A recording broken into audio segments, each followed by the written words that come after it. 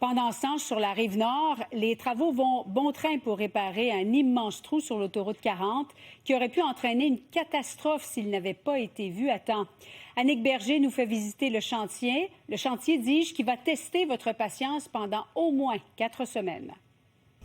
Les travaux ont débuté sur l'autoroute 40 entre Berthierville et Lanoraie. Si tout va bien, ils dureront de 4 à 5 semaines. Les anciennes parties qui composaient le ponceau d'origine ont toutes été retirées. Et là, présentement, sont à préparer pour la pose des nouvelles parties. Et par la suite, une fois que ça, c'est le ponceau, les différentes parties sont installées, il faut mettre du remblai, du sable, de la roche. Et par la suite vient l'asphaltage, le marquage, et ainsi de suite. Donc, c'est ces travaux-là qui seront faits de ce côté-là. Et ça va être le même principe de l'autre côté pour la partie en direction S. Le ponceau qui a causé la fermeture du tronçon de l'autoroute entre le chemin de Joliette à Lanoraie et la 138 à Berthierville était sous surveillance.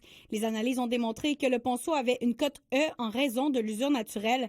Il devait être changé bientôt. Il y avait même une surveillance accrue qui était faite. C'était pas prévu que ça se produise exactement comme ça, là. Cette section de ponceau, c'est celle qui a dû être remplacée d'urgence et elle sera remplacée justement par celle-ci que vous voyez. Elle est neuve, mais elle a également un plus grand diamètre pour accueillir plus d'eau, ce qui est nécessaire avec les changements climatiques. On parle de 150 mm de diamètre plus large que par rapport à l'ancien. L'espérance de vie est d'au moins 50 ans. Là. Pendant les travaux, la circulation se fait à contresens, mais 37 000 véhicules circulent sur la 40 chaque jour. La congestion y est donc importante. Ça nous a pris 45 minutes à traverser les travaux, oui.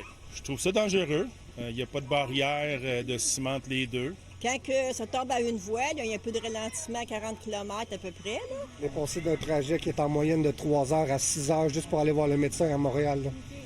Ça a été l'enfer aujourd'hui. En fin de semaine, long week-end, donc les gens qui vont devoir à se déplacer, plus de gens sur les routes, prévoir le déplacement, prévoir plus de temps, donc peut-être partir plus tôt. Les personnes qui peuvent utiliser l'autoroute 20, peut-être va être une meilleure option aussi. Si la météo est défavorable, la durée des travaux pourrait être plus longue. Les automobilistes devront alors s'armer de patience. Annick Berger, TVA Nouvelles, Berthierville.